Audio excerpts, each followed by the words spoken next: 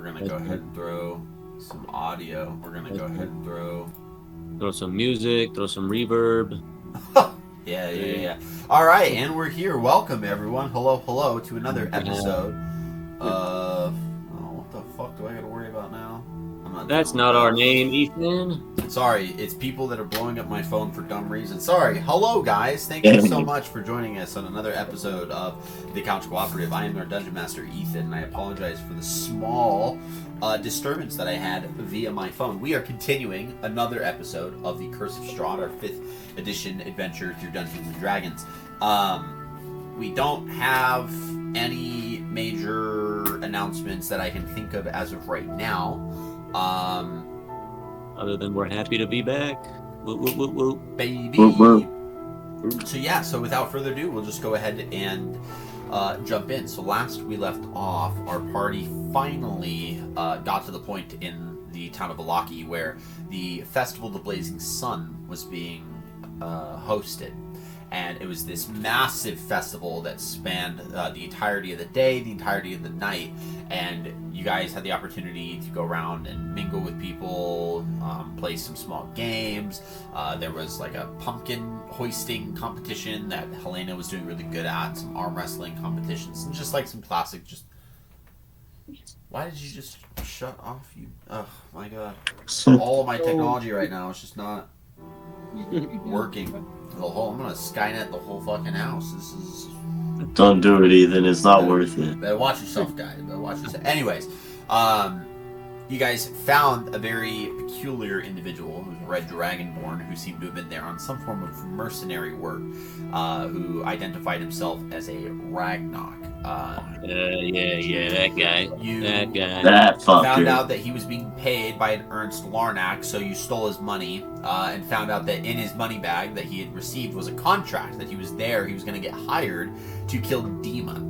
Now, for what reason, you're not entirely positive, but you do know about Ernst Larnack's close connections to the Wachter family.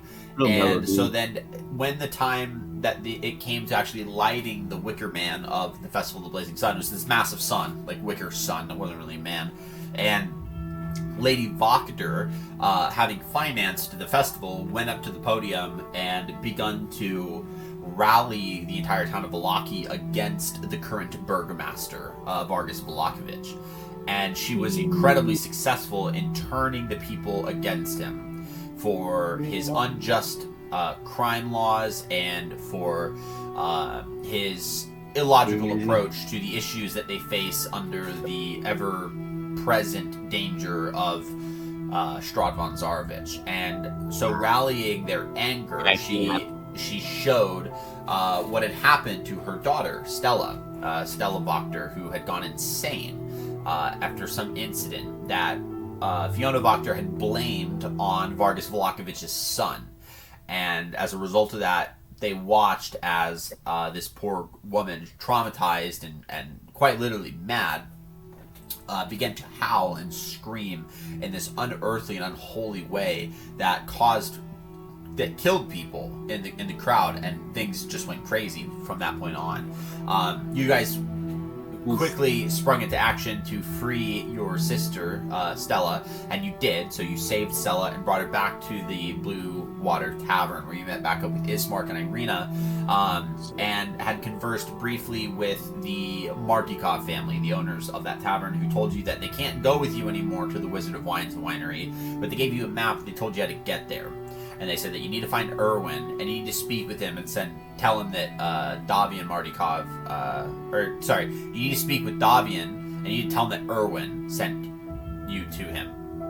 So he gave you a map, and he allowed you to take his wagon. His wagon is a massive carriage that allows almost all of you to fit inside of it, with 2 people actually operating the horse-drawn carriage, and you guys had departed. And that was where we left off. And so we pick up right there. The clouds are dark and thunder is beginning to strike.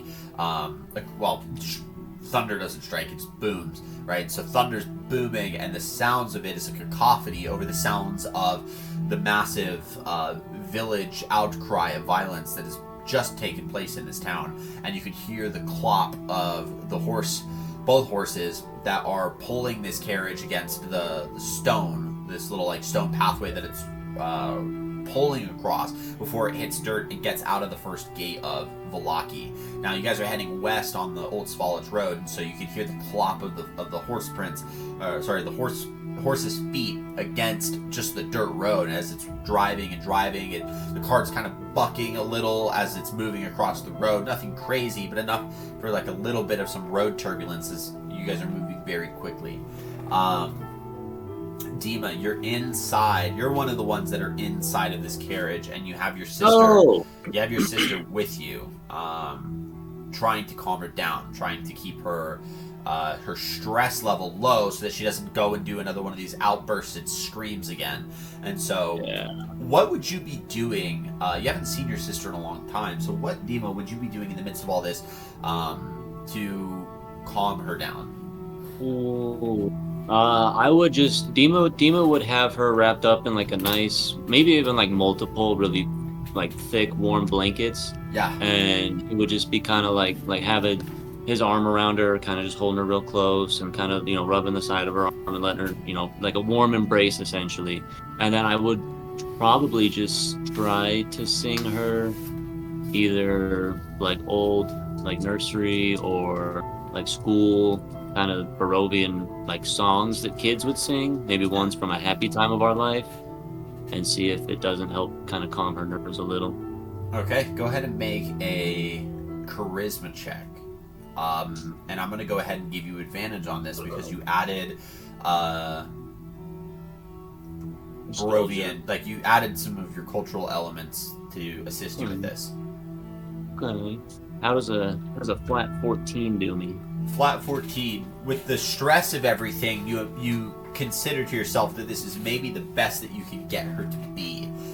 She's shaking. You don't know if it's from the cold or if it's from this fit that she's gotten herself into, but the shaking has kind of died down in its severity, and she's not mumbling to herself anymore. In fact, she's gone quite mute as of right now. So she's not really saying much, but she seems to be like disassociating. So she's just staring at stuff and just sits there still and just is shaking. And you imagine this is the closest that you could get her to a calm state as of now. Give me that's fine. You see Irina looks over to you, Dima, and she kind of kneels in the seat that she's in, kind of kneels over, and it's like, what happened to the girl? She has been neglected for a long time. Neglected? It is a nice way of saying the conditions and the suffering that she's had to endure in the last several years of her life. And you know her? This is my sister, Stella. You see she's kind of taken aback by that, and she kind of puts a hand like at the side of her neck, and it seems to be kind of like a stressed like response, like bodily stress, and she looks down and it's just like in shock, like, by the gods, what could do such a thing? Can I go ahead and use my psychic? Because I want to, even if my sister is kind of still in her like shock right now, I still want to try and shield her from hearing all this out loud. So can I use my psi whispers to start having a conversation in my head? And I want to speak through the psychic whisper. And let me make sure that she can talk. I'm pretty sure she can talk back though. One or more creatures for a number of hours. Yeah, she can speak back with me too, telepathically, for the next. Let me roll my dice real quick. For the next 2 hours, we can speak telepathically. Okay. You and so your sister? No, me and Irina. Irina, yeah. Okay. And I'm gonna tell her there is a very long story shared with you. Right now, I am also kind of coming to terms with the fact that I'm finally seeing my sister. I truthfully thought that the only day I would ever see her was her gravestone, her headstone. Or if I did see her in person, she may be too far gone. But I think that she's still in there. So please try to keep sensitive matters at the minimum for now, but I will explain all. Trust. Okay. Okay. We'll, Who else is in the carriage with us right now? It's me, Irina. The only two who are not in here are Jude and Ismark, who are out operating the carriage itself. And so Irina is just kind of looking around. She's like, okay, we will do what we can, and I will let Ismark know to be mindful when we have a chance. And at that point, the cart takes a very sharp turn, causing everyone to kind of buckle to avoid being thrown off. And we're going to kind of shift outside of the cart for a moment. Jude, you're up front with Ismark, and you guys are hauling it. And Ismark just had to steer the carriage into a sharper turn so that you guys didn't crash into a building. You guys are still making your way outside of Velaki, and the roads are clear. The roads are clear, but you're just trying to get out as fast as you can. And so you guys see the final gate ahead of you, and you're on dirt roads, and you're making your way through. And Ismark's just like, come on, we gotta keep going, we gotta get faster. And you can tell he's speaking mostly to himself, and he's speaking to the horses in a sense, but he's really trying to put pressure on himself. Like, we gotta get out, we can't make any mistakes, we can't be here because it's very dangerous. And you take that brief moment to kind of look around. And so I need you real quick, Jude, to make a perception check for me. Really, with my dice, too? Bad luck, man. See, bad luck. It's not your dice. It's what you get. What'd you get?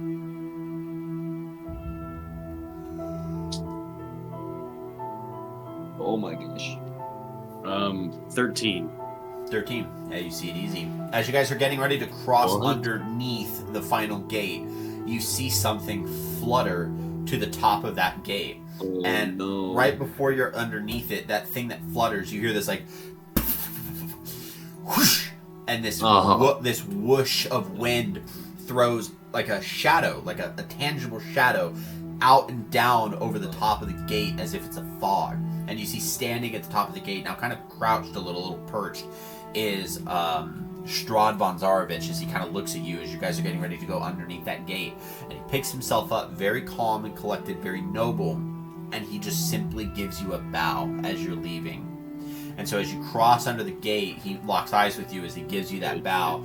And as you guys cross the gate and turn out and leave, you turn back around to get an idea of, like, maybe did he jump on the carriage? Is he going to follow us?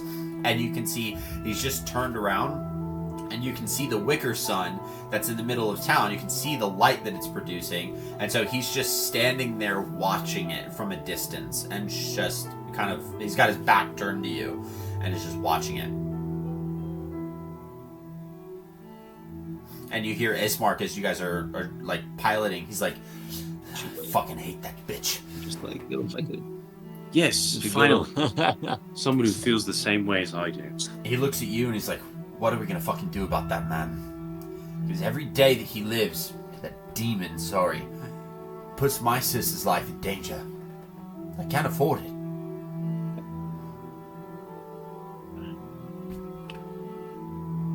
Surely you have a plan. Surely we have something. The only thing we have over Strahd is we do have something that he wants. So if we play our cards right, I believe we can come up with something. But for now, as long as we have what he wants, we become a target. We have to have the things that he does not want. Well, we can trap him. Trap him? It's the only choice I think we have.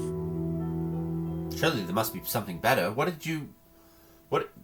that map that you have on you? Where are we supposed to be heading to? Oh, God. You want me to tell you? He invited us to his mansion. Who did? Strahd. The There bitch is- himself. He kind of looks at you, kind of stunned. There is no way in hell that I'm taking you to that castle. That's why I didn't bring it up. So where else are we going? We can't just wander the woods with our dicks in our hands. I'm supposed to go find Dobby and Marty. Well, we can head to the winery. What do we hope to find there? What was it that we were supposed to find there? This fucker, dude. What the heck, Trey? Hey, This guy. hold up, dude. It's been like 3 weeks, man. There's a person we're looking for, Davian. We were sent by Irvin. And he's to help you? Yes. With Irvin's blessing. And you're confident about this? Oh my gosh, dude. Well, I'm not, but it's one of Dima's close friends. At least you're honest. It's the best we have as of now. It doesn't make it easy hearing that come from you, but Nothing's easy. I'm gonna trust you. More vampires. He takes a look at the map that you have, and he's like, "Well, No, it's gonna take us a little while to get there." So. He said, "There's no way we're getting out of Barovia now." In the meantime, and he kind of looks back a little, and he's like, "In the meantime, it looks like Valaki's got pain on their hands, so we're probably cleared for now. We're gonna keep riding until we can get to this winery of yours, and hopefully we can get some answers. Hopefully we can get some good directions of where to go and how to get this done. I'm a little at a loss. What happened? Irene and I, we were inside the tavern the whole time. Oh, you didn't see anything? No. Well, All I saw was screams and shouting, and then people were running across the front entrance of the tavern. Like, you could see them from the windows. And so Irvin boarded up the place and was like, "No one's coming in. They look like they're going to kill someone." Well, they probably would have. Dima's mother started a riot and turned pretty much everyone against Started the a revolution. By the gods.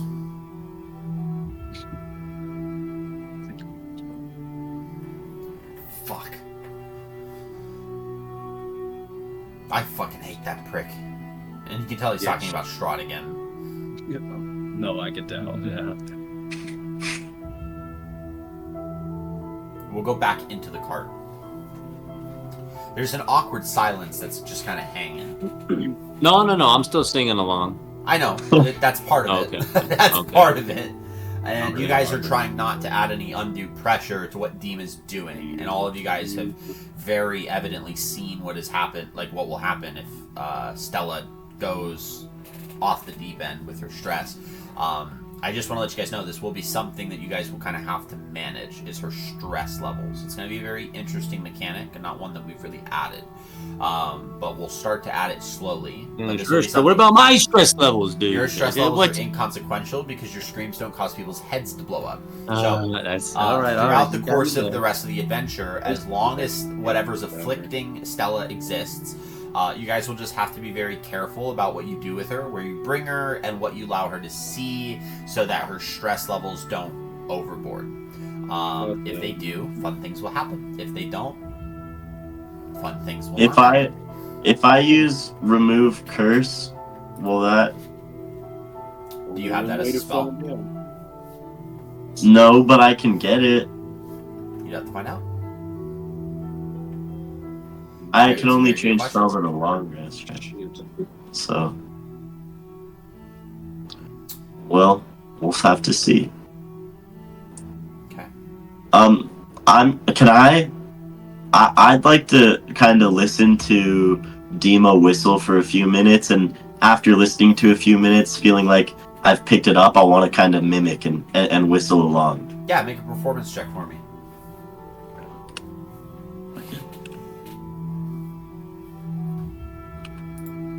So I have to use the web browser D20. Okay. I got a 19. A 19. Yeah, you pick it up really quickly. And not only do you pick up how to sing the melody line of this kind of like, it sounds like a children's tune, to be honest. And not only do you pick up a melody line, but you find a pretty good harmony to it so that you can sing alongside him, or hum or whistle alongside him. So yeah, you start to add little bardic flares into the fun of the tune. Yeah, you pick it up really quick. Cool. Then I'm actually gonna take out my fiddle and try to play my fiddle along with it as well. Yeah, I'll say because you one of the cool things about like musicians is once you kind of understand the tune, it's very easy to replicate it on your instrument. So I'll say with the familiarity of your instrument, we're going to carry that 19 over, and you pick it up. It takes you a second to like go boop boop boop boop, got it, and then you're just on. So yeah, you learn it rather quickly, and you guys are just having that little tune playing, and it makes the ride a little less tense, a little less awkward, but nonetheless silent. Once the music calms down, I would like to. I never have checked the 5 wax-sealed scrolls I stole. You're right. You have not checked the 5 wax-sealed scrolls that you have taken. Did I give someone else the book, The Devil We Know, and the Grimoire of the 4 Quarters? Me. Okay. Did I? I think I have one of them. I have one of them. My bad. I did that. Which one do you have, Katre? I thought I gave you a book, Omar. Did I? That's my unbound notebook. No. Oh, you didn't break in. It was Katre and I. You stayed on the outside, right? Yeah, yeah. Okay.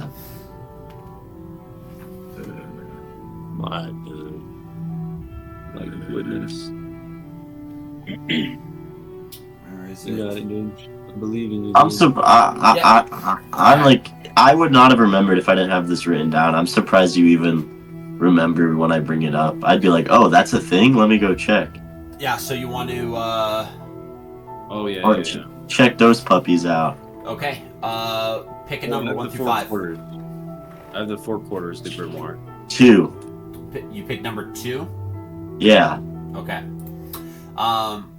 What you open up is it looks like a notarized deed for a parcel of land that was given to the Wachter family, specifically given to a man named Victor Wachter in the year 352 BC. Wait, what's the year now? It's in like the late 800s. Oh, Or no. It's in the late 800s. That's a separate. It's in like the late 1400s. Yeah, So- because all of our games have been taken around like 1482, 1485. So you're in the late 1400s. This is centuries ago. And it was gifted to him. It was gifted to Victor Wachter by a Count Strahd von Zarevich. Wait, so this would have been... If I had opened this would have been enough evidence? For what? Well, what To does the give to the scroll say? Burgermaster? Yes. Yes, 100%. Yeah. And I was fucking doing bullshit trying to figure out what I could do as evidence Hey, when I man. had it in my fucking bag the They whole were time. just 5 scrolls. You didn't know. Wait. And the Burgermaster got kicked out of leadership, right? Oh no, he's dead. Him and his whole family. yeah, he got hung, Yeah, yeah. they're all Wait, hung. I'm responsible for that, Yes. Ethan? No, you're not responsible for that. Fiona's responsible for that. This is foul. Ethan, I need to go back to that town. You can't. They're gonna fucking kill you. Alright, You do think about Well- that to yourself, like, fuck, if only I had opened this sooner, maybe I could have brought this before the Burgermaster, and maybe this would have been enough for him. And like this whole I'm thing gonna would have been grab the scroll. Yeah. I'm gonna look at Dima, Mhm. and I'm not gonna say anything because I'm aware of this fucking insane sister. But I'm going to kind of like shove it into his chest, just like a little aggressively. Yeah, and you get a shoved paper, and you weren't like fully paying attention to him, Dima, but you see a wax sealed open. Well, it's not sealed anymore. Open scroll that he's kind of shoving towards you. Demon's gonna look at it, and then I'm gonna use my Psy Whispers again, and I'm gonna Psy Whisper back, and I'm gonna say, "Should I judge you for the sins of your father as well, my friend?" It's more than that at this point. And I'm gonna quietly sit back in my seat. Do you take the scroll with you, or did you leave it on me? I take the scroll with me. Okay. Nice. And then, can I check out these other fucking scrolls, Ethan? Since you wanted to give me that one first, or since I picked that one first, I guess. Yeah, the other 4 are all the same, so they're all notarized deeds for parcels of land that were gifted to the Voctor family at a variety of different times. So the names that are listed there are Felix Voctor in the year 698, Aldrich Voctor in the year 537. This one was specifically a gift upon his birth. Yersinia Voctor in the year 550. Wait, can you just say the names? I'm not gonna write, I just want to write the names down. Yeah, so there's Victor Voctor, Felix, Felix, Aldrich, Aldrich, Yersinia, and then Nikolai. Okay, well, alright. Thank you. And you understand that Lord Nikolai Voctor is actually Dima's father. So this was a recent gift. Oh. I'm gonna take that scroll, and I'm gonna hold it out to Dima, and I'm gonna say, I think this one specifically belongs to you. And Dima, you do look up and you see on that parcel is your late father's signature on a notarized deed for a parcel of land that was gifted to him in the city of, or not the city, the monastic settlement, the town of Kretsk. And you know that to be the home that you grew up in, your childhood home. So the land was gifted to him by Strahd von Zarovich. Oh, is that not in Barovia? Kretsk is in Barovia. Yeah. Yeah, it's just so there's Barovia the region, Barovia the town, and so Kretsk is in Barovia the region.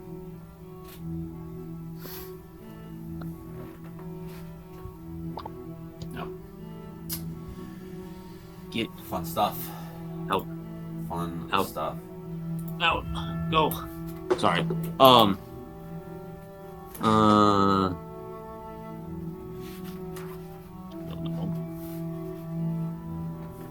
I mean, yeah, I just don't respond.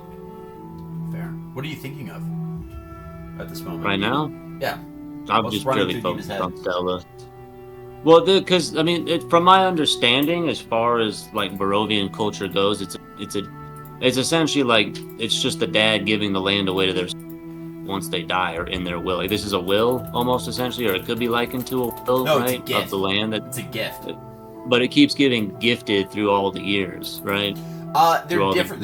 You assume that they're probably different plots of land. It's honestly a good indication that your family, as like a lineage, has been friendly with Strahd von Zarovich, which is definitely something you, Dima, have known. Yeah. Yeah, so none of this is shocking, right? It's not shocking, I would say. What do you think about your father, though? Your father's always been a good man. Does it unsettle you that he has one that's gifted directly to him? I would argue that Dima's worldview, especially being a native Barovian, is probably likened to that of like sometimes things just are the way they are, and like this seems super formal and it seems tied to his nobility life, you know, before he became all detached from his family. Sure. And so it's like this just is lumped in with all that. It's like this is part of that life that one that he ran away from, and two that he doesn't necessarily take ownership of anymore. But he understands that that's how Barovia is. That's how Barovia has been since Strahd came to power. Right. Yeah. Okay. Very good. Not how just Barovia has been, it's how your family's been, Nick. Your family. Yeah, but again, it's just the way it's been. There's a bunch of families like that. We're just one of many. I don't know about a bunch, dude. Maybe a few. And again, I also said it's not like Dima likes it. There's a reason Dima's not part of that family. But like, show us some tears for Papa, dude. What do you mean tears for Papa? His dad's dead. Super dead. Super Dude, gone. emo Dima, dude. Dima is emo. He's seen Edge. He's seen Edge, kid. Demo. If he had a soundtrack, it'd be the original Linkin Park. No, not even, dude. All he listens is just That's fun. Dude, I thought your screen froze because you made no sound, but you made a face like you were screaming, and I was like, did my phone die? Like, what the fuck's going on? I did felt not that way pick for up a the second screen? too. I was like, oh no, thank God. darn it, dude. So Darn it, dude. It's a good you scream. guys travel along the old Svalich road for what feels like a couple of days. And there's provisions in this wagon that help secure your road. You guys were ready for a multi-day trip. And so 25 you guys minutes into it, man. you guys ration your food so that you are able to make it. But you imagine with the bulk of you that you have about 1 full month's worth of food provisions, and they're like ration food provisions. So which of you guys would like to keep track of your food? Because now that you guys are not being taken care of, and you Dima guys are wants out to in do the it. wild, this would be something you guys need to worry about. No, Dima doesn't want to do it. Dima volunteers himself to take care of it. I will watch Stella's stress meter. Someone Okay. has to watch the food. I love food, so why don't I just manage it? That Okay. Wait a works second. out Who for controls? everyone. Who's got all the gold right now? Who's got So the party fund? based on the fact Party that fund. there Hey, what do are you do? 7 I of don't you, eat. Oh you my guys gosh, have dude. a full month worth of food for 7 That'd make the people. perfect food carrier. It's a lot of dry Nice. foods and a lot of ration provisions. So it's a lot of very there's like not bread. a lot of variety. Have Yeah, bread. not a lot of variety, a lot of non-perishable foods and a lot of Bread and ration-based foods, oats, things like that.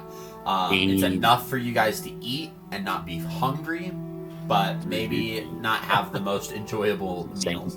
So you have one. Can we have a role play discussion about who should manage the food? We don't have to, just because it's gonna be just Okay. mechanic, and just one of you guys will have to. It just means like, okay, how many days has gone by? Oh, a week. Okay, I'll mark down that we've lost a week's worth of food, and then when you guys find some time to get more food, you can get more food. Okay. Well, may I do it? I am Yeah, that's volunteering. perfectly I'll fine. do it. Yeah, Dima. So Nick said he's gonna watch Stella's stress levels, which is great. Which then gives Katray and Helena a little bit more room to focus on other Whoa, things. whoa! So we have food. We have Dude, food for yeah. 1 month for 7 people right now. Yes, I want to correct. have. Correct. Food for How long are we we don't know where Wait, we're traveling. We is it just like- know that's how much food we have. It's for Yeah, so 3 you guys people. are about to arrive at the winery, so we're gonna start I think from for there. a whole That's party. when you have your month's worth of These food. are- So I'm not these- detracting your trip there, so that I can get you guys on a nice and safe foot.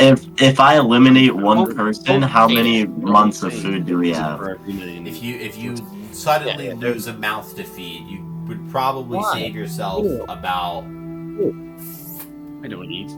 Oh my gosh. 3 days worth of food. So no funny business, guys, or else who's getting short and someone's getting Wait, kicked out. Ethan, Don't let Yeah, Omar eat food. I don't eat. Does that help? And then we can get all the that gold. massively helps. So you have 33 days. Wait, you don't eat at all? 30 days No, of I food for don't 7 people. I am zombie, dude. Time for quick math. Quick math. Yeah, I got. Fuck me. Calculator. That's why Edgy Dima gets along with Jude. Jude's a zombie. It'd be like like 3.5 days. 30 times. We'll do 30 times 31. That tends to be a common month end. 31 times 7 is 217. Divided by 6 Well, is 3.2. you have 36 days worth of food for 6 people. Oh, nice. Oh yeah. 36 days worth of food for 6 people. Hey, you're welcome, guys. There you go. So you guys are officially in the region of the Wizard of Wines winery. So I'm going to go ahead and read for you as you guys approach. So after about a half mile of riding on a road that seems to lead you in the direction of the Wizard of Wines winery that's off of the main Svalich road, the road begins to become a muddy trail that meanders throughout the woods, descending gradually until the trees part, revealing a mist-shrouded meadow. The trail splits, with one branch that heads west into the valley and the other leading south into darkened woods. A wooden signpost at that intersection points west and reads Vineyard.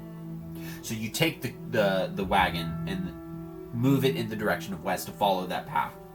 As you continue to go, a light drizzle of rain begins to fall. Unpainted fences blindly follow the trail, which skirts north of a sprawling vineyard before bending south towards a stately building. The fog takes on this ghostly form as it swirls between the neatly tended rows of grapevines. Here and there you see rope-handled half barrels that are used for hauling grapes. North of the trail is a large stand of trees. And what you see there to Ismark and Jude, because you're outside the wagon, you see a man wearing a dark cloak and a cowl stand at the edge of the trees. And as you guys are easily within sight, you can see he looks at you like this. Oh. And So we're about to join the brotherhood. And they kind of slinks into the dark of the tree a little. What are these guys? Ismark puts a rein on the wagon for a second, so for everyone inside the wagon suddenly stops. And Ismark looks at you, Jude, and says, "What should we do? Should we follow him? Should we alert everyone and walk over?" Yes, I'll let the party know inside, but we should definitely follow in. What about that little girl that Dima brought? She's not going to be... Someone's going to have to stay behind and watch her.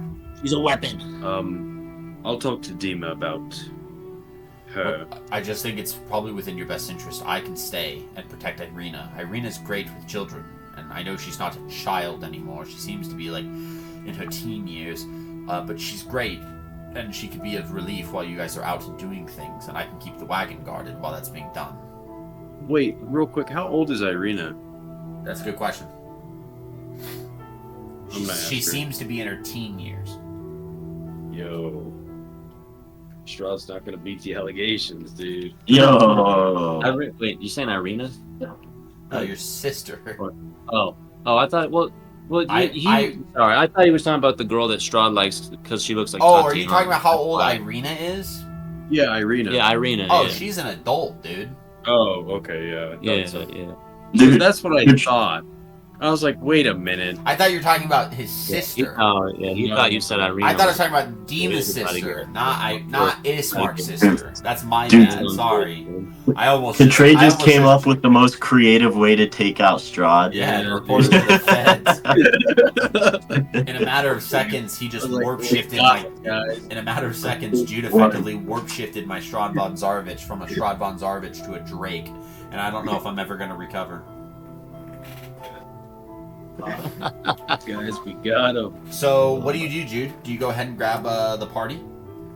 Yeah, I'll head back because we're stopped, right? Yeah, and you can see they start to open the door and poke their heads out as if they're going to ask for what's going on, but you're already there, so you can go ahead and tell everyone. Man, what the heck's going on, man? You better do some explaining to do, man. So there's several people out with dark cloaks and such. I believe it's Erwin's friends. Does that sound right? That you saw. Does that sound right? Can I fact check that? You're gonna incite me? I'm gonna incite you. Yeah. Sure, Well, yeah, whatever. Incite. Does it sound right? I'm telling the truth. Oh man, I think I got like a 9, bro. All right, dude. God. I mean, it would make sense. If there's many people out there, it would definitely call for a sudden stop. Ismark comes walking, and he's got 2 swords that are in scabbards, one in each hand. And he walks over. He walks over to you, and he puts both the swords in his right hand, and he puts a hand like on your shoulder, kind of like on your chest shoulder side, Dima. And he's like, "What?" He goes, "Whatever you guys do here, Irina can help watch your sister, and I'll make sure." And he kind of lifts the swords that we're safe, so you're not having to worry about it. Wait, before I speak, he's saying like he'll stay too, like him and Irina will. Yeah, Irina will stay to make sure that your sister is comfy and that she's not getting stressed, and then he will stay to guard her, therefore guarding the wagon. Okay. Nice. Okay. We're both proficient in a fight. We can handle ourselves, and honestly, Yeah. That thing. If you're going up against Strahd, we will get in your way. Fine, You know what, dude? You see, he sees Dima get up and he wipes some out of his eyes, and he goes, "Thank you, my friend. I wish nothing more than to console my sister right now, but I also wish to help my comrades finish this journey that we have started together. He kind of looks you in the eye, and he's like, you can see he's got like a stern look to him. He's like, from one man to another, the best thing you can do for her is out there. So I will honor that, and I will make sure that you don't have to worry about this. Dima gives him one more. I have a sister One too, more. and her safety means everything to me. So and he kind of puts his head down for a second, like a moment of vulnerability. I can only imagine what you're going through. Oh yeah, because he's all about sitting with his sister. Yeah. So I give him a nice firm da, and then I head on out the wagon. okay. We're disembarking the wagon, right? Yeah, Is you that guys are what's happening? disembarking, and you can see the Wizard of Wine's winery just like before you, and it surprisingly looks very empty. The vineyard looks completely unattended to. There's no one that you can see within sight. It looks completely open. And so you don't even see these people that Jude was mentioning a second ago. But you guys are all out. So I guess, what do you guys want to do? Yeah, we should roll up like drunk pirates on the beach, boys. I'll head inside. Confuse them. Jude, the person that was beckoning you went into the tree line. He did not go into the winery. The winery is suspiciously very empty. Okay, I'll head to the tree line then. I'll put my guard up though. Ah, wait. Where are you going, my friend? We should stay together, right? Yes. I want to look at everyone.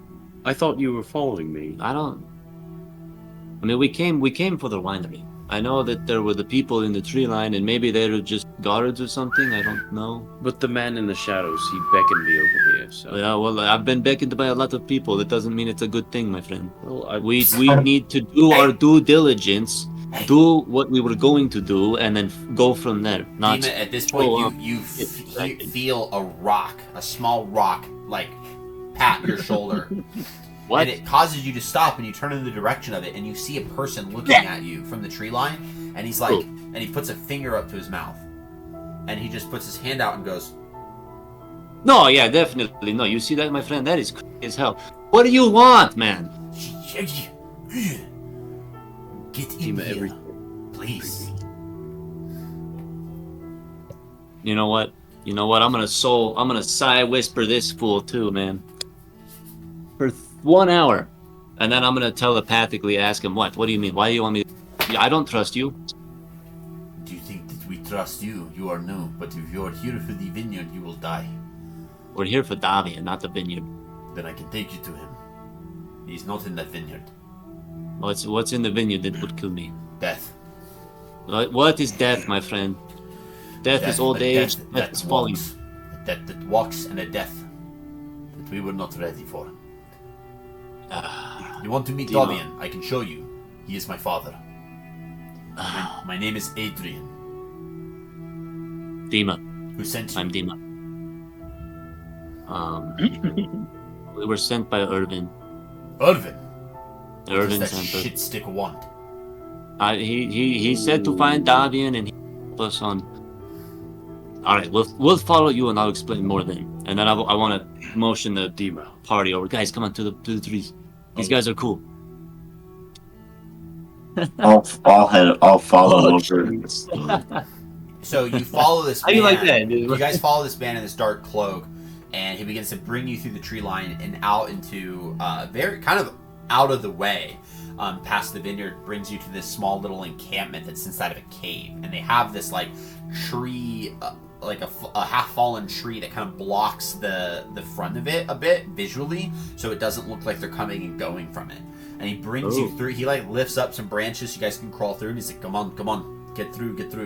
And as you guys are going through, he kind of follows behind you, and he whistles throughout the cave. So you hear this like, and that whistle echoes throughout the cave, and you can hear it fly past you, and then it kind of is responded to with a couple chirps, and so you hear this like. As you guys get closer and closer to the sound of this, you can see that this cave has a lot more of these cloaked individuals. There's about 8 people in total that are in the cave, 9 including Adrian. And one by one, these people are slowly undoing their cloaks, and they look kind of similar for the most part. So you get this idea that they're all kind of related. And so you see Adrian, obviously, who's with you, a man who looks similar to Adrian, and Adrian and this other man, they look very familiar to Erwin, but one seems to be older than Erwin, and one seems to be younger than Erwin, and Adrian's the older one. You see a girl who seems to be probably the sister to Erwin, as well as another man, but that man doesn't look like anything close to one of the Mardikovs. So you assume, and because of his relational closeness to this potential sister, it looks like maybe they're married. So you start to see some of that intermix, and then there's a couple others with him as well. There's an older gentleman who's got a quarterstaff cane, so it's like a big wooden stick cane that he's like needing to walk with, and he leans on it heavily, and his back is kind of arched a smidge, and he's got a cowl on as well and a raven's mask, and so he unclasps the raven's mask. That's pretty and cool. Sets it onto the ground, and as he does this cloak, he's balding with like liver spots in a couple of areas. He's got wrinkles. He's old. You can see like white tufts of hair kind of like out of his ears and like out of his nose. Like he's kind of got like that cartoony old man look. And he's got like a weird suspicious scowl to him. And he looks and he goes, "Who's entered my cave?" Thank you. Did you say who's in my cave? No, wait, did I? Who are all of you? And you can see Adrian goes, "Father, these people said they came here to see you, and that they were sent here by Erwin." And you can see he looks, "Erwin, what does that shit stick want with me?" Whoa. It's not necessarily what he wants with you. It's what maybe he knew that you could do to help us. And why would I help him help you? Dima's gonna take a big breath, and he's gonna look all around the room, and he's gonna go, "Here we go." I'm going to say some things that may be a bit controversial right now, but we are trying to kill the devil Strahd. He has reigned over this land for too long. He's terrorized its people, and we're sick of it. I'm sick of it as a native Barovian. These people as non-native Barovians, adventurers from another land, if you will. We'd like to go home. The only way for them to leave is to kill Strahd, or to get the Vistani somehow to free them. But you and I both know the Vistani are not easy to work with. Easier to kill Strahd than to work with Vistani, yeah? So, back to our point though. We're very serious about this. We did receive a prophecy from the Vistani, which we are roughly following along right now. Somewhat it seems to hold true, but only time will be the true story writer. You think this prophecy, this Vistani folktale, led you to me? We are willing to prove ourselves to you, whatever you require. I know that the winery you call That is a home. task that you don't even know how soon I will call upon. I hear of I the want death. the devil Strahd dead as much as any Oh. man in Barovia. Okay. Cool. But that devil has taken my vineyard. Yeah. The death? You have no idea. What is it? The Wizard of Wines is a winery that exists outside the means of natural vineyard. Like another. Nearby druids are pesky, and they caused tree people to come out of the woods and attack. They killed many of my vineyard hands and a couple of my family. Oh my gosh. So I don't say that, and that's not in. We fought them off the best we could, but we had to retreat, and here we are, forced out of our home. Okay. Well, I understand. I think we help you win your home back, and you help us kill Devil Strahd. And this conversation never has to leave this cave.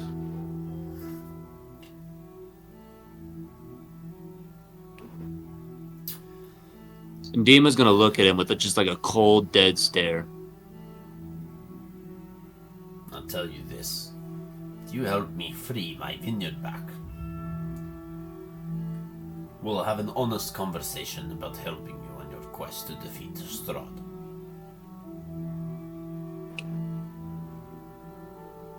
But without further ado, we have much to do. We have much to get done. And he goes ahead and he's starting to unfasten his clothes. So his shirt, he's starting to undo it. Whoa, hey! And so he takes off, and you can see, for an older guy, he's pretty fucking toned. Yeah, old man Yamamoto. So he stands there, and he undoes his cloak, and he's got his mask off to the ground. And he does a little flex. He's got like pockets of like gray chest hair, and like you can see it's just like he's wrinkly. He's wrinkly. Don't get me wrong. He's a little wrinkly, but he's pretty toned, all things considering. And he's kind of hiding a little bit more of a fit body. And his quarterstaff with his right foot, because it's by his right leg, he takes his right foot and he lifts it to the left up, as if he was going to swing it down, and he uses it to kick the quarterstaff, and it spins, and he spins it around his neck before catching it, and does like a stretch, and you can hear bones cracking like as he's stretching, and after that's all said and done, he goes, "All right, Is he a werewolf? I'm ready." Please be a werewolf. Please be a werewolf. He's a monk, dude. I think. You know how cool it'd be if he turned into a werewolf? Oh my Why don't you God. just ask him, dude? Are you a lycanthrope? No, he's probably not. You're liking an ability. But it would be cool. Yeah, we're ready to go. All right, let's go kill some death. Just real quick to clarify, is there somewhere we can move the wagon that like is a little safer, or are they gonna help move, or like is it just cool where it's at? He looks over to his sons, Adrian, Elvia. Take Dag, and get the wagon, and get it out of sight. And then do what needs to be done to make sure that they're taken care of. That's not what he they, said. they kind of perk up and they go, "Yes, father." And Dag's like kind of awkward because he's not a Mardukov. He's like awkwardly like he's like, "Yes, sir." He goes, they have a pet dog. No, DAG, dog. Yo, He's the husband. Good word for the boys. Yeah, he gives the daughter. He gives the daughter, who's an adult, by the way, an adult. It's the sister, Erwin's sister. He gives her a kiss, and then he goes, "I will be back." And so then he gets up and they leave, and they go to get the wagon. I'm definitely telling Erwin about the disrespect, man. You guys get out and make your way towards the winery, and Davian's gonna come with you guys. So Davian's with you, and he's got his little quarterstaff with him, and no way. Situated. One of the things that you notice is that he is incredibly quick on his feet. So he's pretty keeping up with you. He's a healthy man. It's incredibly surprising. So, like, as you guys are walking, you're concerned that maybe he's gonna fall behind. He's not falling behind. He keeps up with you. As you guys are walking, so situated in the midst of the vineyard, the winery is an old 2-story stone building, and it has multiple entrances that are thick, that have thick ivy covering every wall. Words. I don't know why words are escaping me today. There's an iron fencing along its roof line, and the trail ends at an open loading dock on the ground floor. A wooden stable of more recent construction is attached to the east side of the winery, next to the loading dock. West of the winery is a crumbling well and a wooden outhouse. As you get closer and closer, you begin to hear the rustle of dead vines all around you. And as that happens, you can see Davian takes his quarterstaff and smacks it against the ground to get a good solid thwack. When that happens, dust kind of kicks up around him briefly, and he looks around at you and goes, "The death, it comes." And he kind of puts his quarterstaff up to his side. When that happens, you see these inhuman shapes that emerge from the vineyard. Their limbs are Three people. as they trudge forth from the mist and the rain. And you can see it's basically as if the vines themselves are creating these vine-like humanoid creatures that are these like plant monsters. And so I need you guys to go ahead and roll initiative. Fucking spaz. Will you push it back? I think she just fell in the crack and it slid. Oh my goodness, grazie, gracious, dude. Let's go. Let's go. Go ahead and roll, dude. But it's not as good as me, man. For initiative. Beat a 21. Beat a 21. You come on. Oh, you might actually do it. No, dude, I don't have. What's your plus? You have the highest deck, don't you? I have a +5. Yeah, get the fuck out of here. Like I'm gonna be close. Well, What did you get? 20? 18. Oh, 18. Nice, dude. Damn,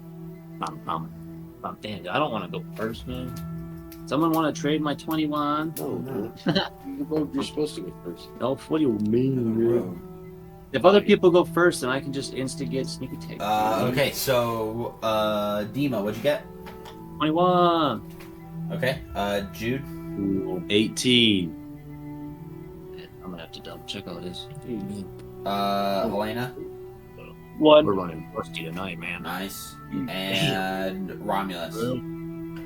14. All right, Dima, you are the first to go up. You see Well, if I hide, these plant-like creatures are all coming out of the vines, the ivy vines that are covering the building, and coming out from different pots of the ground. Around you, you see maybe about 15 or so. There's quite a bit. So, what is it that you want to do? I don't really need to do that. I don't. Don't you have like a hunter's mark, right? No, I don't know. None of that's on the road, dude. Yeah. Can I? Can I try to move towards them and then They're try kind of to hide? surrounding you, in a sense. Surrounding. Well, Yeah. so can I just move towards some of them, like whichever ones, just a general direction towards them? And I Yeah. want to try and like hide in a patch of maybe thick grass that it seems like they were going to walk by, if that's available. Or No, they're walking out of the vines. They're walking out of the vines that are covering the building, and you guys are in the open space next to the building. And there's just nothing. No, it's really just an open. Not open anything outfit. to like truly hide behind. That's fine. I mean, because then I'm just gonna move. Can I move up? Another thing about these creatures, by the way, is they don't really have. To give you an idea about like what they look like, they look as if the appearance is if they have humanoid faces, but they're empty eye sockets. So they have limbs, they have arms, they have legs, they have feet, and they have humanoid-looking faces with ears, but they have no eye sockets. Like their eyes are just empty. Okay. And as they walk out, their heads kind of like chirp and twitch a little. How many feet away from us are they right now? They're maybe like 30 feet. Okay, I'm just gonna go ahead and make 2 thrown. I'm gonna use my action to make a thrown attack with my psychic blade, and then as my bonus action, I'm gonna make a second follow-up attack. Okay. Let me make sure I can. The same target. Yeah, I want to throw both of them at the same target. Okay. Do the first one. Where'd it go? There it is. Nice. First one is going to be. Do I add? I don't add anything to this, right? Because I'm throwing it, so I'm not proficient. I forget how throwing stuff works. Is it just? It's just proficiency on the weapons, isn't it? It's dexterity and proficiency. Oh, okay. So then it would be an unnatural 20. That hits. Yeah. Cool. And then the second one will be 17. That also hits. Cool, man. So the first one is going to do 1d6. Plus the ability modifier. Cool. Oh man. Yeah, that's not very good though. So the first one is going to do a whopping 9 points of damage. Okay. And the second one is going to do. Let me use a d4 for this one. Oh, that's cool. The second one is going to do 1d4 instead of 1d6.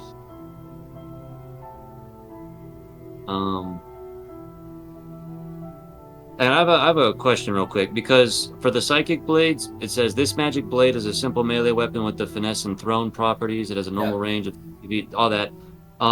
It says it deals psychic damage equal to 1d6 plus the ability modifier you used for the attack roll. And then it says, but here's, because my question is, does that ability modifier apply to the second attack? Because it says for the second attack, after you attack with the blade, you can make a melee or ranged weapon attack with a second blade as a bonus action on the same turn, provided your other hand is free. The damage die of this is 1d4 instead of 1d6. But would that still include the ability modifier you used for it, or no? That is a good It's not in the description, yeah. So that's why I think it's kind of however you want to roll it. I mean, I have the number. It's either it's 8 or it's well, if you let me use my dex, it's either 8 or it's 13. So Let me see here.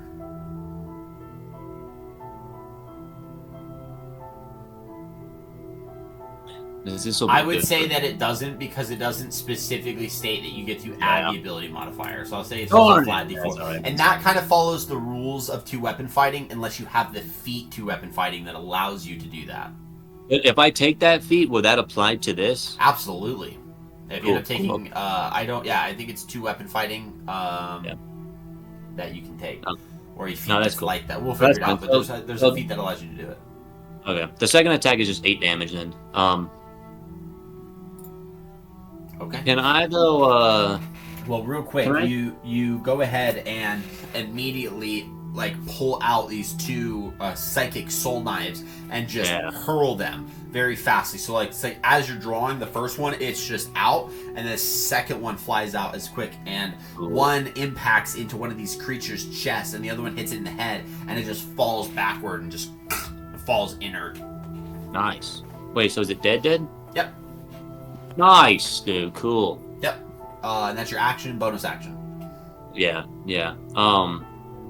I forgot what I was gonna say. Nothing. That's it. I can't do anything else other than move. But we're all pretty much standing back to back right now, right?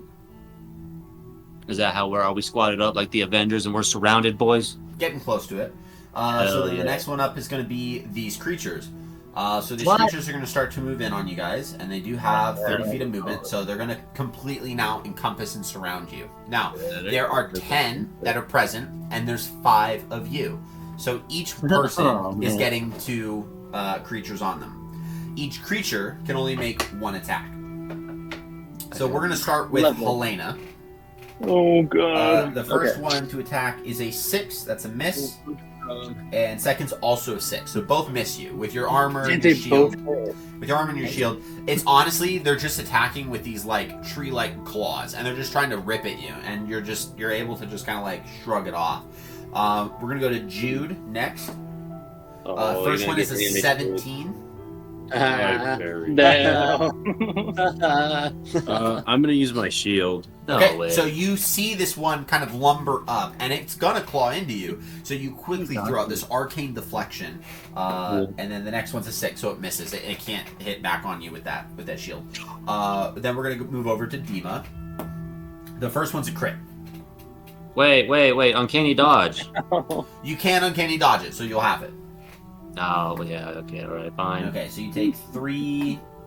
That's a 1, so that's 4. Fuck. Hold up.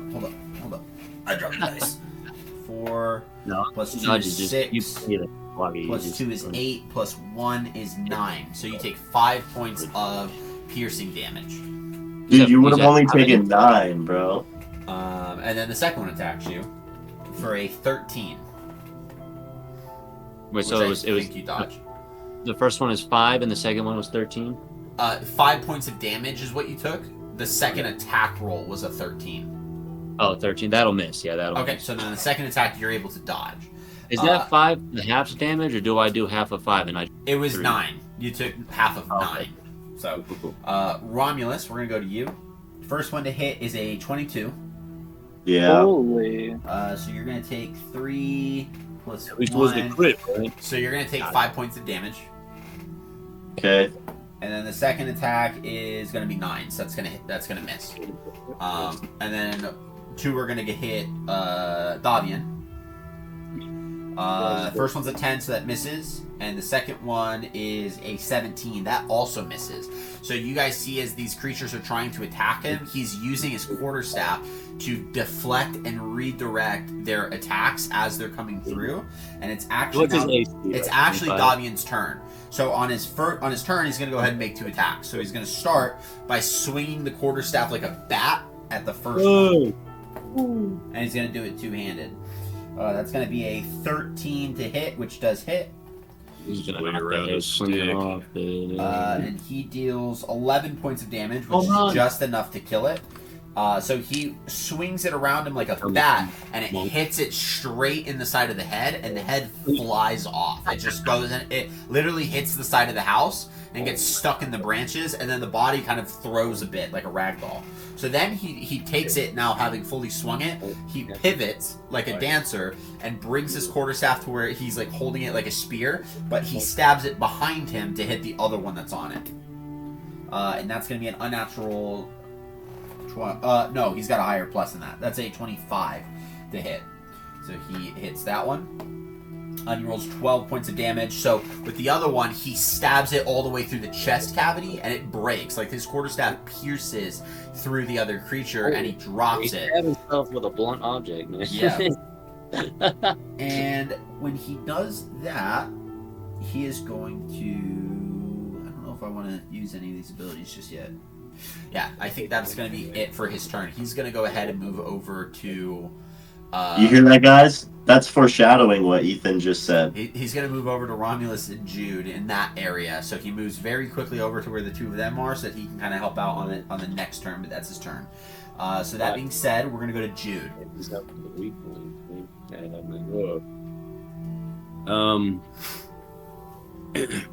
Is there any like vantage spots I could get up to?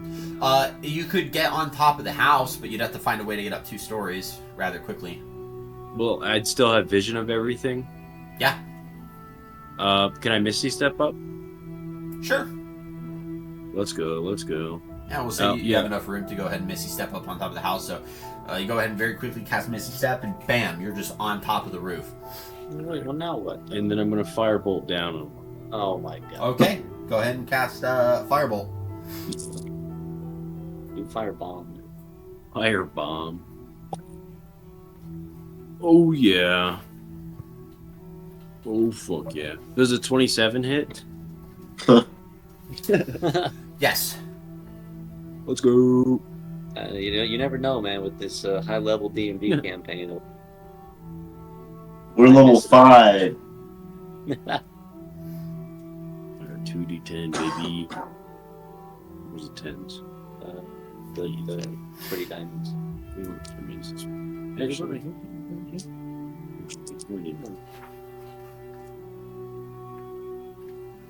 nice. Big number. 14? 14, yeah. 14 damage. 14 points of damage. It Fire just damage. incinerates. So you pepper it with a firebolt, and it just lights on fire. It starts flailing, and it runs, and then falls rather quickly onto the ground. It's just burning. That's going to be your whole turn? Yeah, that's my whole turn. Okay. Romulus, you are up. I run up to the burning body and I start blowing on it so it burns the other fucking tree branches. If only it worked that way. I guess I'll use one of my fucking bardic, my bardic abilities, one of my Tales from Beyond. Okay. Tales from... Let's see. I have to roll it. I think I can only roll a d6 at this level.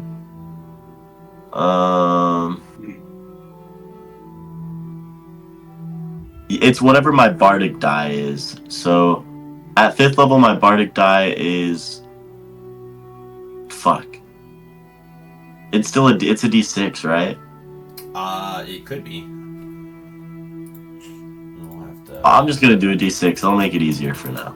I can't figure it out. I should have known. Alright. I roll a 1. So, for the next 10 minutes, whenever the target makes an intelligence... At 5th level, it's a d8. So you can go ahead and roll a d8. Okay. A 2. Okay, so Tales of the Renowned Duelist. You make a melee spell attack against the target. On a hit, the target takes force damage equal to 2 rolls of your Bardic Inspiration dice plus your Charisma modifier. Damn. Yeah.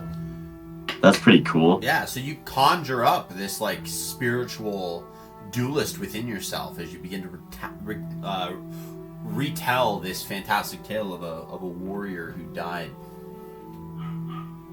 All right, and I'm going to look at one of the tree people, and I'm gonna shoot the one next to Nick's burning, or not Nick's, Catray's burning.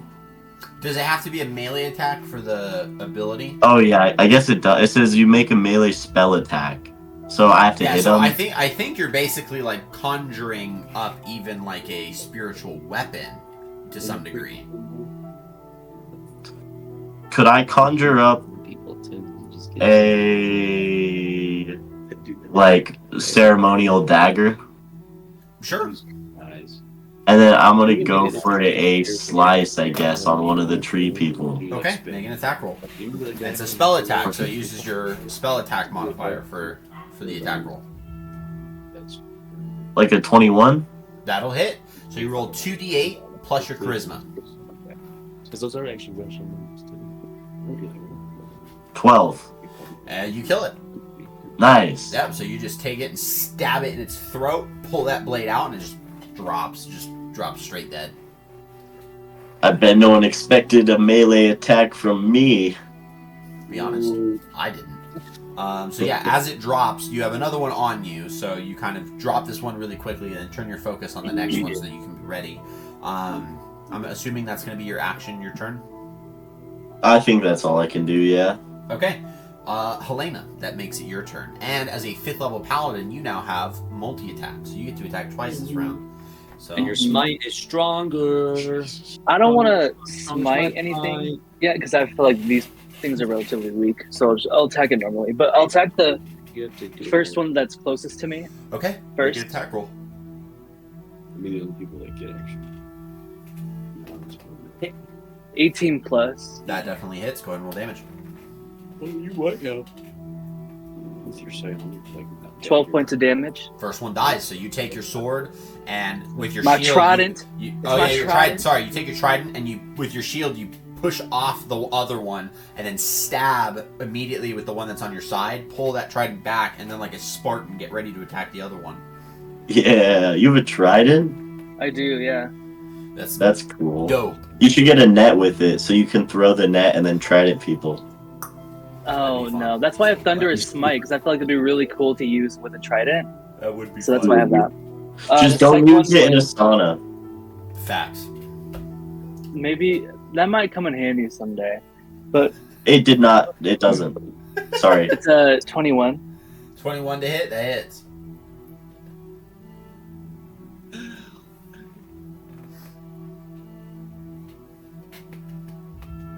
Ten points. 10 points. The other one's really, really weakened. So you stab it in your Damn. chest, and the entire body begins to crack and splinter, and it's starting to wobble, and it's very weakly like standing. But you almost killed it. Finish him. Just started. Is that going to be the rest of your turn? Yeah, I don't think there's anything else I can do. Okay, Dima, you are up. I'm gonna throw 2 more freaking knives at these freaking things, man. You have 2 that are on you in melee, so to throw a ranged attack at them would actually be a disadvantage because they're within melee range. Man, alright. I'll make a. Let me. Close to the party. I don't. Is any of the party close enough for me to get sneak attack on any of these things? Yeah, if you attack literally any of the ones that aren't on you, you can get sneak attack. You just have to get away from the ones that are on you. Oh, I see what you're gonna make me do here. you. You son of a gun. Yeah. Oh, yeah. But now I'm gonna have to burn my bonus action, or I get hit. Action, or see, I've got all these decisions, man. No, I'm just gonna swing for the one in front of me then. Okay. But I'm gonna do it with a psychic blade to Go for it. Make an attack. extra buku damage. That is a 14 to hit. A 14. That definitely hits. Let's go. It's a vine creature. Yeah, I did. Or no, maybe I didn't. Yeah, dude, you hit the tree, Nick, bro. Yeah, I did. Oh no. You hit the twig thing. So this will be. That's it. So it still hits anyways. But Yeah. just so. Man, you're confusing me, man.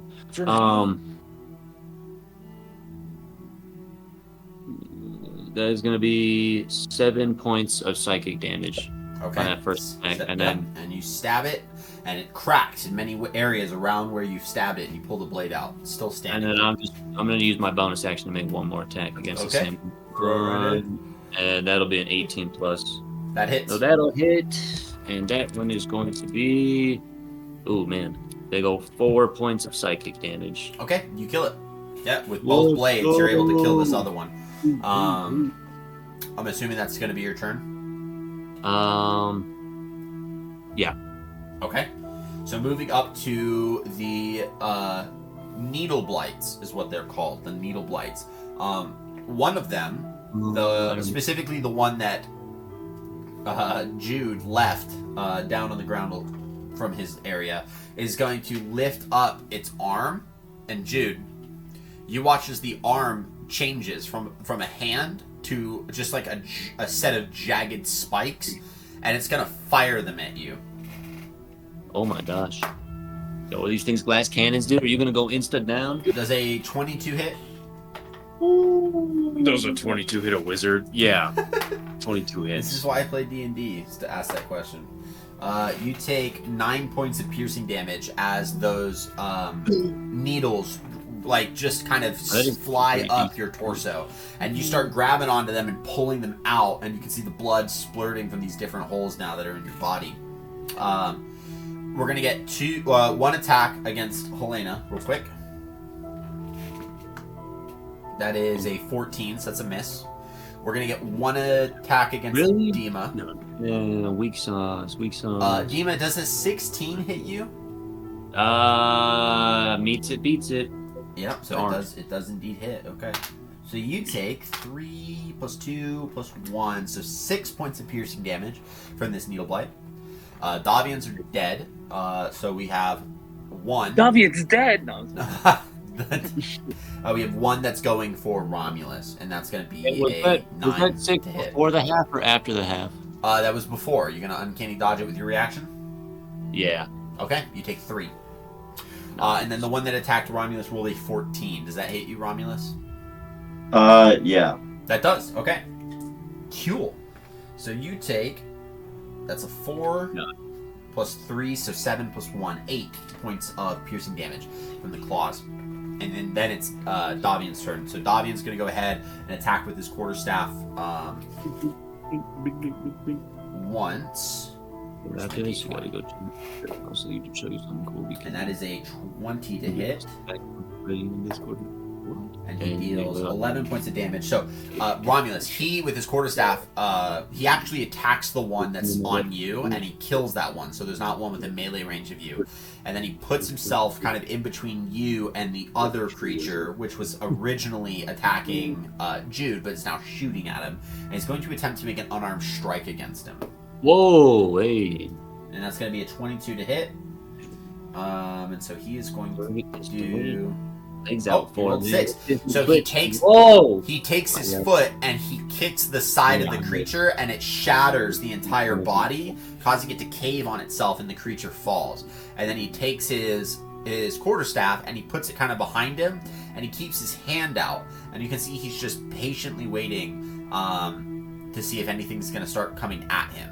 But it's more so that he's waiting with his weapon. His weapon's at the ready, and it seems like he's going to start deflecting whatever might come his way if any other creatures start to make himself a little bit more available for taking some damage. And he looks around and goes, "Great job, everyone! Keep going!"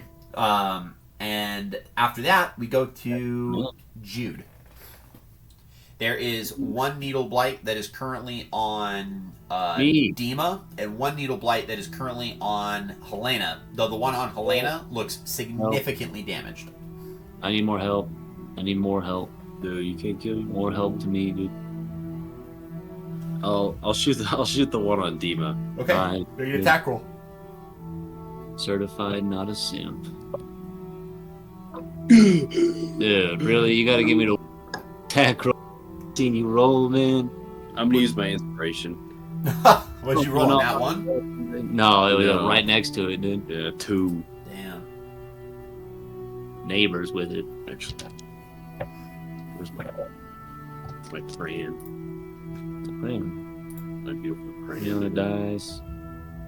That's why we use Let's the go. crayon dice, dude.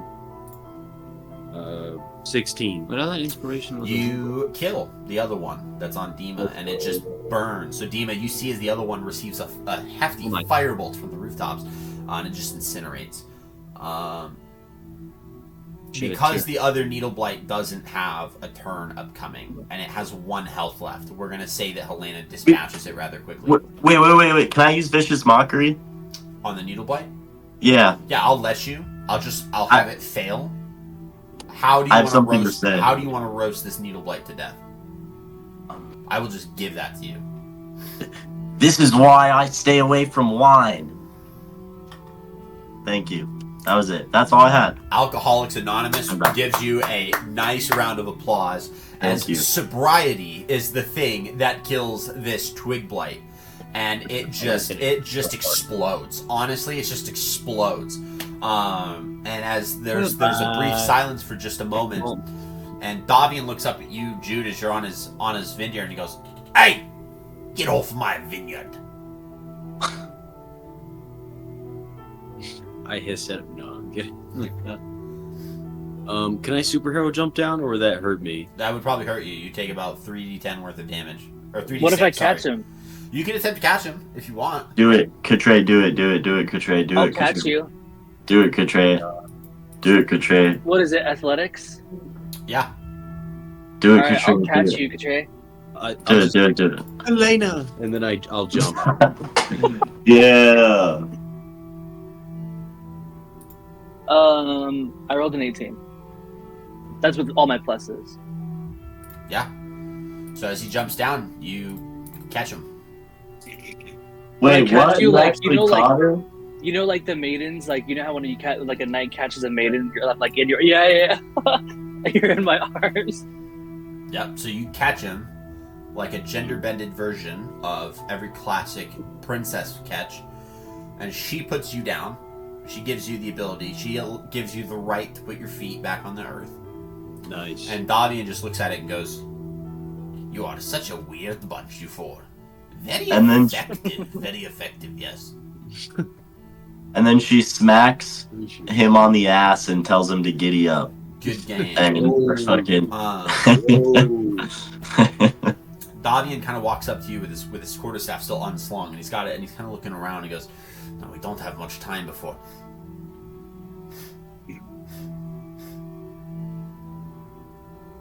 He turns for a moment after he stops, and he starts sniffing. He turns for a second, and he's starting to scan the tree line that's around the vineyard. And He is a fucking wolf. he looks over at Jude, who's kind of standing next to him, and he goes, "Hold this for a second." And he hands you his quarterstaff, and he walks out slowly. He walks out slowly, and he goes, "I need to see. I think I smell something." And he starts to, He is. and you start to see like this patch of like feathery, Yeah.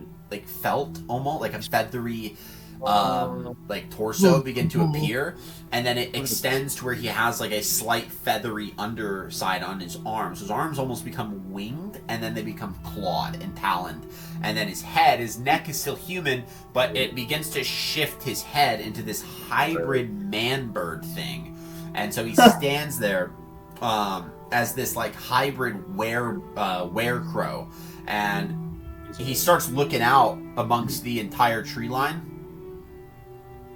and his head starts to twitch slightly. Birdman. And as you guys are like, "What the like?" You guys are shocked for a moment. No, it's all clicking right now, And he dude. brings it back in, so his bones like cracking. He's like, "Ah!" And he's back to himself. All right. And he takes his quarterstaff. He goes, "I'm sorry you had to see that. I could explain a lot later. We do not have a lot of time. I've counted roughly about 100 more of those fucking things that are on their way to the vineyard. So we have to get inside. We have to get inside fast, and we're gonna have to barricade the hell out of this place. Okay? Now go! And he's starting to like usher you into the vineyard.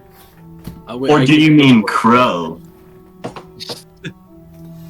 You see a cloud appear above Romulus and a lightning bolt that shoots out but stops right above him and then just goes and goes back in. And he's like, what? That's why I wear rubber shoes. Always gotta have a rubber on you. Damn. Do you guys rush into the vineyard? Yeah. Yeah. I'll do like a soft jog. No. Alright. Fucking guy. Okay, so you have multiple entrances that you can try to use in order to get into the vineyard. So, I mean, obviously you have the loading dock area. You could go through what's basically like the front door. The loading dock, or you could go through. There's like a little side step. So the front door has a staircase or like an outside segment that has stairs that go up to it, and they have pillars that support the second story. So there's this little like open area that leads to the front door, which is a set of double doors. Next to that, a little ways down, east of it, is a small staircase that ascends to a single step door. Same level. And then further east of that is a wide open loading dock. So it's an open area of the vineyard where there's a wagon that's currently being loaded with not currently being loaded with barrels, but has barrels in it as if it's being loaded. So which way do you want to run in here? Do you want to go through the main doors? Do you want to go through the side door? Do you want to go through the loading dock? I'm gonna run through the loading dock. Loading dock? Alright, loading dock. Okay, so you guys run through the loading dock, and parked in this loading dock is a wagon with about 3 barrels that are set in braces on the wagon bed. A raised wooden walkway runs along the west, south, and the east walls, and through a hole in the ceiling you see a wooden arm of a loading crane with ropes and hooks that dangle from it. From that location, there's 2 doors that can lead you into the building. One on the left, one on the right, as well as a staircase at the end of a small hallway that you think is going to lead up to where that loading crane is. Do you guys want to go inside the doors? Yeah, whichever way is not the loading crane, right? I want to try to start barricading the doors.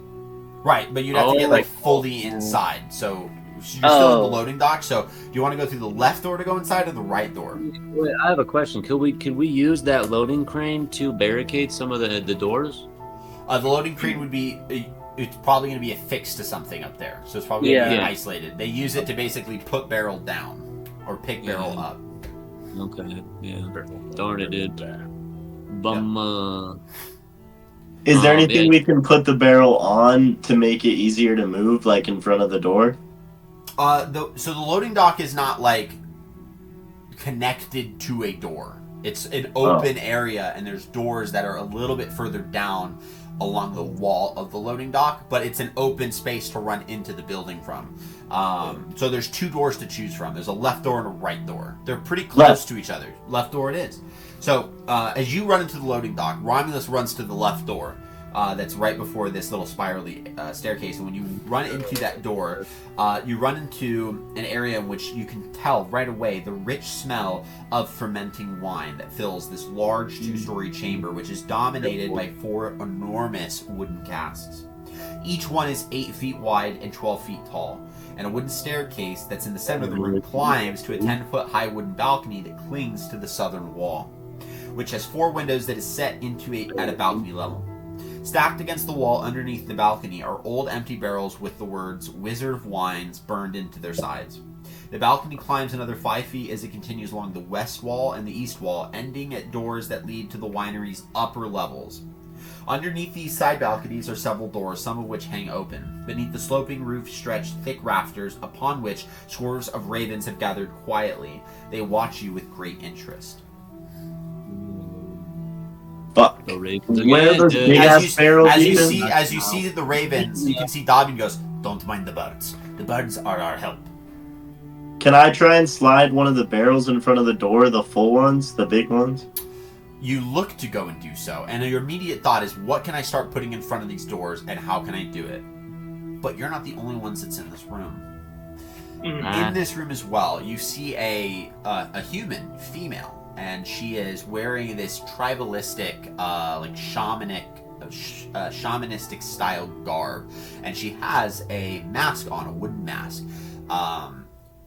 And you can tell she's got a staff in her hand, and it seems to be like a magical staff, something that she could cast like an arcane focus. And she begins to look at you, and she's got around her about 12 more of these different types of tree creatures, but these ones are a little bit different. So they don't look like the ones that you were just fighting outside. They look to be, like, as you're kind of staring them up and down, they're a little bit more jagged in a lot of their like designs, like what they have on them. They look very jagged, but they also look very thin. And so you see about 12 that are with her presently, and they all start to begin lumbering towards you. And she very quickly slams her staff, and you start to hear the sound as if some are coming out of the nearby grounds, as if they're going to try to break their way inside. So I need you guys to go ahead and roll initiative real quick again. Bro. Real quick, can I burn another psi dice to establish telepathic communication with all the party members? In the middle Or of combat? is that something I'm gonna have to do with my turn? That'll have to be something you do on your turn. Hey, that's all right, dude. I got it. It's okay. Fuck it.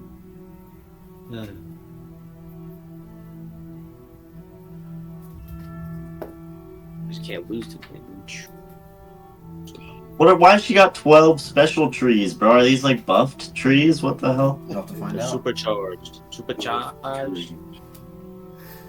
That was the extra redwood. They're extra. I had a pun. Redwoods. No. So about thorny trees. Thorny bastards. I'm sick here. Thorny bastards. I bet Okay. I just killed her. Dima, what'd you get? 23. Do I want to share? I did not expect that. Jude. 13. Helena? 18. 9. Alright. Dima, you're up first. What would you like to do? Does he even know anything's going on? Yeah, you guys are all in the room. Oh, everyone followed to the left? Okay. Yeah, you guys are all in the room. You guys all see the creatures. So, you see the creatures and you see the shaman. And she is looking as if she's trying to create more. Yeah, so that's what I'm saying. So I'm gonna establish my psychic whispers with the party, and that will Does last Does for. that use the like an next- action or a bonus action to do? It's an action, yeah. Okay. So I can choose one or more creatures I see up to a number equal to my proficiency, and then roll the dice. So I get You get how 3. many hours? I got 2 hours that I Okay. can talk to. And you can only choose 3 people. proficiency bump. Ah, bummer, dude. Yeah. That's fine. And I'm Just gonna for choose. Then I'm gonna choose the 3 immediate party members. now. Okay. The punk. No. What do we get? He knows. You guys, all of you guys. So I can talk with to me, but then I can tell. I can share messages. It's not that big a deal. The only reason I did it is because I'm gonna use my movement to try to get as close to the druid as I can. And while I'm running, I want to tell my party members, I think if we just take down this shaman first, then the rest of these creatures will die right away. Follow me. And then I'm going to charge at her. Okay. Are you gonna How use your- close? Well, that uses my action, so I can't sprint. Oh, no, I can use my bonus action. Yeah. Can I, what's the other option? You- with it, though? Can't I use it to Double charge on dodge? air. Yeah, you could use your cunning action to dash if you want to. Now, she's got a couple of these creatures around her, so you risk taking about 2 to 3 opportunity of attacks if you just blindly run it up to her. Yeah, is there a way to run up to her that I could avoid any of those? Not from where Like, she's you can standing. So what you could potentially do is run up on top of the first floor balcony, because there's the first floor balcony that oversees these vats, and then the second floor, which is obviously a second floor.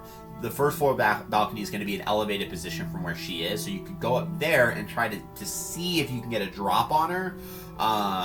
But she's underneath that space, so you wouldn't be able to immediately do it. So you either got to risk it and run through these creatures, or maybe jump up and wait and see. But it's hard to. There's no like immediate surefire way to get straight to her without there being a slight problem. Nah, man, screw it. I'm just gonna run straight towards her then. Okay, we're gonna get 3 attacks of opportunity on you. First one is going to be a natural 2, but they have a plus. Okay, so it's 5 to hit. Followed by a 22 and a 20. Wait, hang on. Hit me. Oh, Yeah, 5, 22, and gosh, 20. darn it. 5, 22, and 20. The last two will hit. Okay, so on the first one you take 4 points of damage. On the second one you take 3 points of damage. Can I wait? Can I half all of these again, or You can only have one. Yeah, it's a reaction So to it's, do. so it's 3 plus, so 6 points of damage total. If it's 3, yeah, because I'll half the 5, which goes to 3, and then the Yep. second one. Perfect. Right? Yep, so you take 6 points of damage. Okay, and that's your turn? Yeah, they use my bonus action, so that's it. Okay. Your movement. No, I used all my movement to get right next to her. Cool. Why? Helena. Oh, dude. Your turn Oh no, is yeah, up. you can hit her. If you think Is- it'll hit her in one shot, That crane, is there then anything do it, dude. I don't like care. Can you that pick me crane up? is like holding or You see me, no? right? The crane's out by the loading dock, so it's not even in this room. Oh, I'm stupid. Okay. Oh, no. Well, I'm gonna do the same thing that Dima did, and I do want to rush forward to try to Yeah. kill that Yeah, druid. since Demon's already ran through them, you won't provoke any of opportunity of attack, so you run straight up to where she's at. And then I can fine. attack her, yeah? Yep. Yeah. Okay, well, I'm gonna attack her then. Hold on, I'm trying to Smite, this up. dude. Use a smite. I know, Use that's a what I wanna smite. Do it. Yeah. Do it. Okay, I'm gonna attack her once so Okay. far, and we'll see how it goes. All right. Fireball. No, it's only I'm gonna hard if use you have inspiration because I rolled a don't care fucking about your 5. party. Okay. Like the best spell ever, dude. Dude, that would be a fun character to play, wizard. Nat 20. Nat 20. Okay. We got a critical hit. All right. Yo, you get a crit And I- on a smite. And I Oh, do, God yeah, I dang. was say I do want to divine smite her. Okay. What level Divine Smite are you doing? What level can I do? How Up to many third. spell levels do you have? Do you have second level Oh, spell set? I He's gotta don't. have third, I man. don't know. We'll do first level. Okay, Oh, first level. no. So that's going to be 2d8 plus your 1d8 or what's your trident do? Is it a d8? It's a D6. D6. Yeah. So you're going to roll 2d6 and 4d8 for this damage. And then you're going to add Oh your wait, this is a strength. D10. Yeah. Hold on, I'm looking for a D8. Hold on. You're good. 2d6 and 4d8 plus your strength. Oh, dang, Which one's the? Oh, this one's the D8. Okay. Wow. Say that one time. 2D8 and what? Level. A 1d6? 2d6 and 4d8. What for her? That's your crit. Yep. Holy shit! Yep. Wait, can you hold on? Can you tell me the number again? Sorry, I have to Yeah. read. Roll the 2d6 first. This will be for your trident. Oh, No, okay. I do have pluses after that I'll add after. Yeah, we'll add it after the end of everything. All right, so the first one's 5. Okay, first roll 5. The 5th level spells are pretty fucking nuts, to be honest. Second one is 3. Okay, so we got 8 points of damage total so far, and then you have 4d8 to roll. Okay, let me see if I have any more D8. Hold on. Sure. Last one. And last one. Right? Yeah. Okay. I'm gonna roll 3 right now. Last night, you know, it's only 10 episodes, but super good. 16 points. On top of your 8, Yeah, and then I gotta roll one more. Hold on. 24. Okay, so we're at 24 so far. Let's go. Damn, dude. And then plus 5, so that's 29. Okay. And then plus 4. To the premier one function. Plus 4, and then plus 6 total. Sorry. Okay, So that's because you have what- dueling and Maybe not. Maybe rogues are And your still. strength. Yeah. Okay. So Yeah. Out of one single attack. So you run up towards this druid and you jump, and as you're jumping you have your trident and you're going to just stab into this female druid, and your entire trident begins to glow with this divine smite, and you know you're about to pour the wrath of the gods into this poor woman's chest. As the spear points of the trident, as the prongs impale, the divine smite activates in such a manner that it blows a crater-sized hole into her torso and sends her flying into the wall. And she hits the wall and slams against the ground, steaming in smoke. Oh my. And when that happens, when she dies, all the twig blights that surround her just explode. Well, They twitch for a moment and then they just explode. And when they explode, there's this like unearthly screech that happens for just a brief moment, like souls wailing, and then it's silent. And Davian like looks at you and goes, "I think I have fallen in love. That was fucking awesome. Hell yeah! It reminds me not to piss her off. That is crazy. Okay, well." Overstep. All right. Well, we have no time to lose. We have to start boarding up quickly and getting ready for the rest of them. They're going to start coming. And wait, what the fuck did this chick have to do with that? That's a good question. You have no idea. So, it seems I'll allow you to roll an insight check really quick.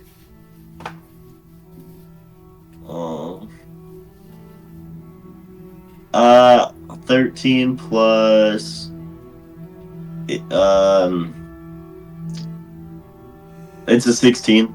16. Since the Mardikovs were forcibly removed from their home, and there seems to be signs that they were removed by these whatever these creatures are, that worst case scenario, Strahd got a neighboring druid circle to come in, summon these creatures, and get the Mardikovs off their land. So, as you guys are considering that, you guys go ahead and begin assisting with Davian in barricading up the space. Now, we don't have the time to do that, so this is where we are going to leave off for next week. And next week, we'll actually do the full fight for the Wizard of Wine's winery as you guys fight off the hundreds of twig blights and needle blights that are forcing their way. I'm ready.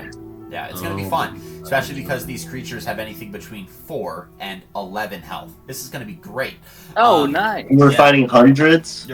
Potentially. We'll see how it goes. We'll see how it goes. Essentially a dragon fight. But, next session is going to be heavily combat focused, so we'll start. We're going to pick up immediately after you've done barricading everything. You're going to have like a brief moment to get ready, and then it's go time. So it'll be super cool. We'll get to that when we get to it. So for everyone else, thank you guys so much for another great session and for joining us tonight.